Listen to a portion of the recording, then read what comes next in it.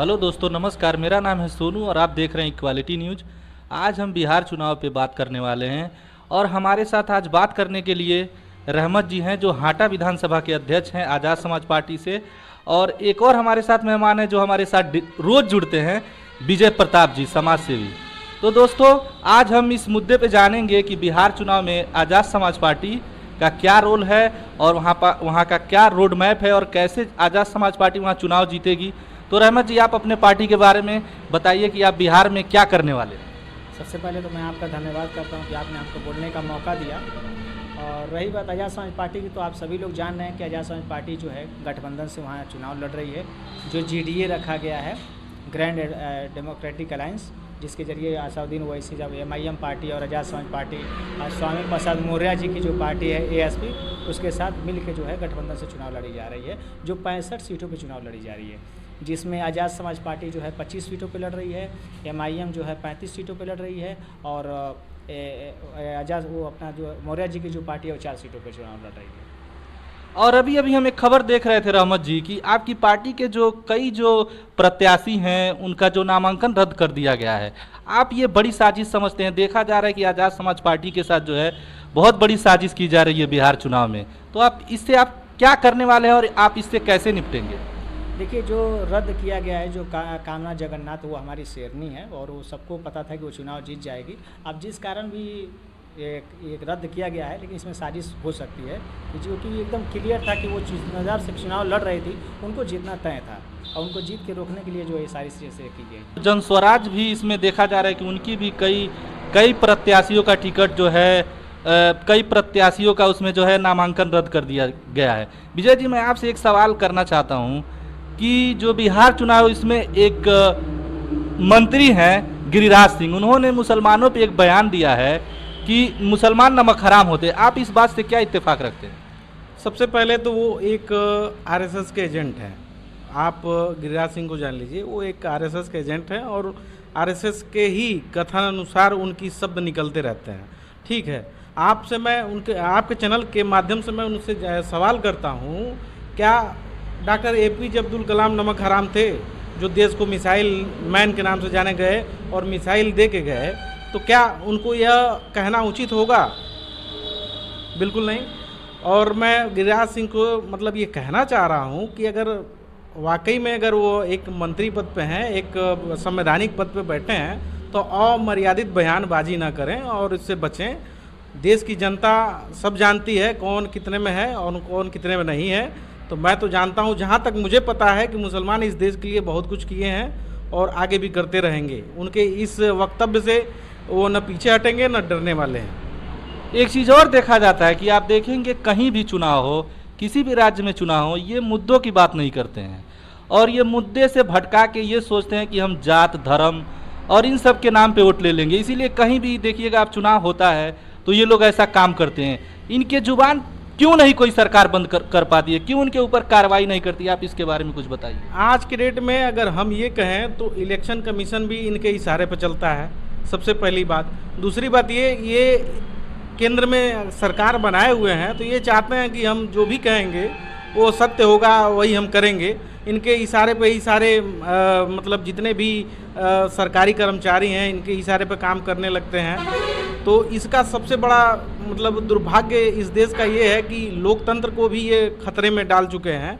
और सबसे बड़ी बात ये है कि बार बार एक ही झूठ को ये फैला के और धर्म के आड़ में आते हैं और जातिगत राजनीति करके और शासन सत्ता को हासिल कर लेते हैं। में आया है कि 60 या 65 सीटें लड़ रहे हैं। आप कितनी सीटें जीत सकते हैं बिहार के अंदर? हम तो, हमारी पार्टी तो पूरी की पूरी सीटें जो है जीत रही है। आप देख सकते हैं कि दलित मुस्लिम कम्बिनेशन जो है वहाँ बना हुआ है और एक तरफा जो है दलित मुस्लिम वोट जो है GDA को मिलने जा रहा है।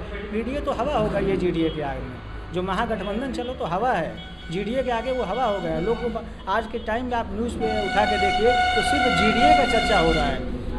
PDA या महागठबंधन को लोग भूल गए हैं, सिर्फ उनके जबान पे अब GDA का चर्चा हो रहा है। GDA जो है पूरी सीटें अपनी निकाल रही है।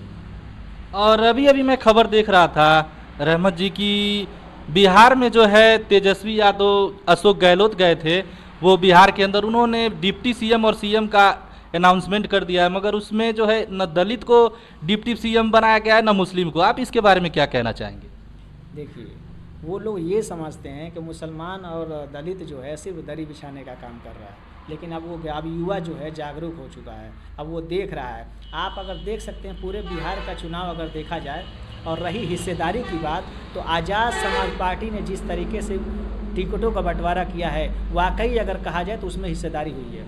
आप देखिए, आज़ाद समाज पार्टी 25 सीटों पे लड़ रही है, जिसमें से SC ST को 12 सीटें, माइनॉरिटी को, मुस्लिम को 11 सीटें और पिछड़ा अति पिछड़ा को 1-1 सीटें दी है। आप इससे पता लगा सकते हैं कि कौन हिस्सेदारी की बात कर रहा है और कौन हिस्सेदारी, पॉलिटिकल हिस्सेदारी दे रहा है।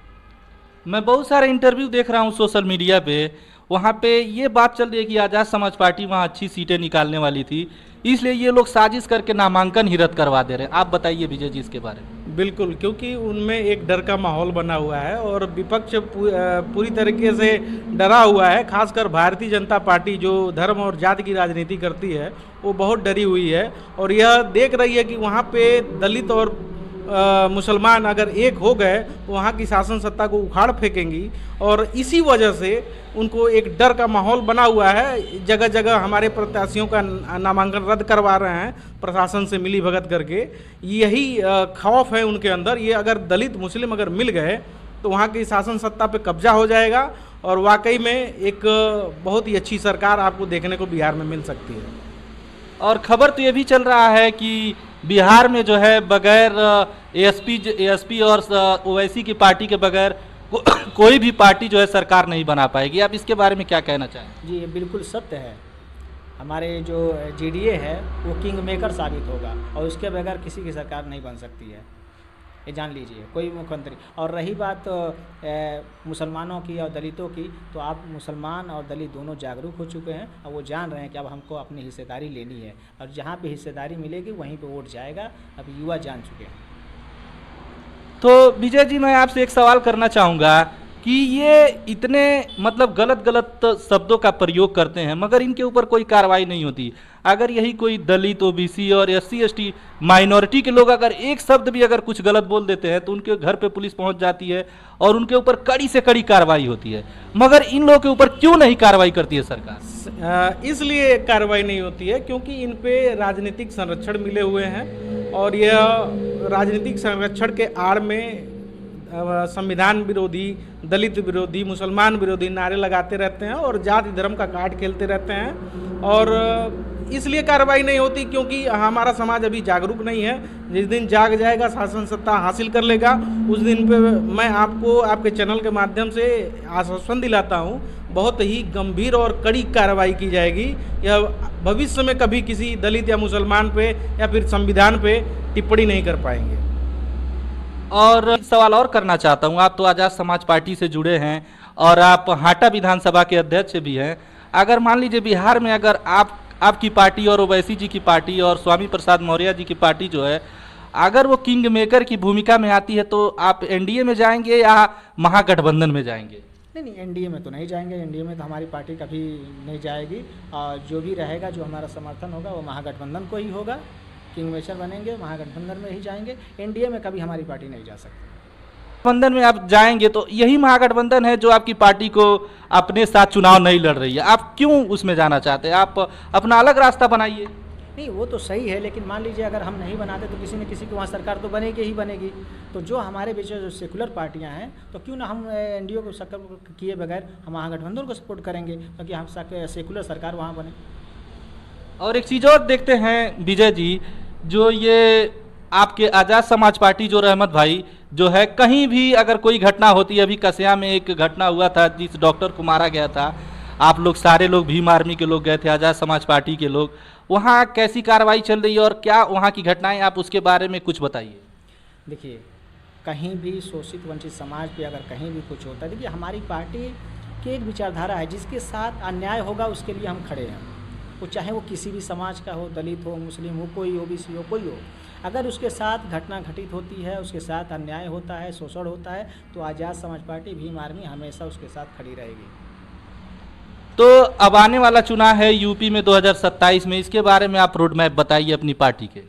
देखिए सत्ताएं हमारी पार्टी 2026 में जिला पंचायती की पूरी चुनाव लड़ रही है, एकदम जोर खोर से लड़ेगी और अपना मेहनत से लड़ेगी, और जो होगा हम एकदम मेहनत के जरिए जो रिजल्ट उसको मिल जाएगा 2026 में, उसके बाद आगे की प्रक्रिया हमारी 2027 तक चालू हो जाएगी। विजय जी, मैं एक सवाल आखिरी सवाल आपसे करना चाहूँगा कि ये जो भी ये जाति धर्म की राजनीति कर रहे हैं, कहीं भी होता है, कहीं भी चुनाव होता है, तो ये सारे मुद्दे छोड़ के जात धर्म पे आ जाते हैं, आप इसके बारे में कुछ बताइए। सबसे पहले किसी भी आप देख लीजिए, किसी भी विभाग के मंत्रीगण वो अपने मंत्रालय की बात नहीं करते हैं। वो कभी भी मतलब अगर शिक्षा मंत्री हैं तो शिक्षा पे बात नहीं करेंगे, रक्षा मंत्री हैं तो रक्षा पे बात नहीं करेंगे, सुरक्षा पे बात नहीं करेंगे।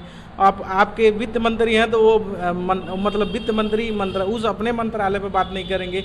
ये सारे लोग का एक ही एजेंडा रहता है कि हम धर्म और जाति का चोला ओढ़े, हम सामाजिक तत्वों को सपोर्ट करें और इसी तरह नफरत की राजनीति को आगे बढ़ाते रहें और आगे शासन सत्ता में बने रहें। सबसे बड़ी कमी यही है हमारे मतलब इस सरकार की कि ये कभी भी अपने मंत्रालय को सुधारते नहीं हैं, ना ही अपने सरकार में कमियों को यह दिखाते हैं। ये इसी वजह से ये मतलब इस पार्टी में लगे हुए हैं और बने रहते हैं। तो दोस्तों, ये थे विजय जी और हमारे साथ हाटा विधानसभा के अध्यक्ष रहमत जी। इन्होंने बहुत ही अच्छे तरीके से चर्चा किया। तो दोस्तों, ये वीडियो आपको कैसा लगा, प्लीज़ लाइक, कमेंट और शेयर करें। जय हिंद, जय भारत, जय संविधान। जय भीम, जय भारत। जय भीम, जय भारत, जय संविधान।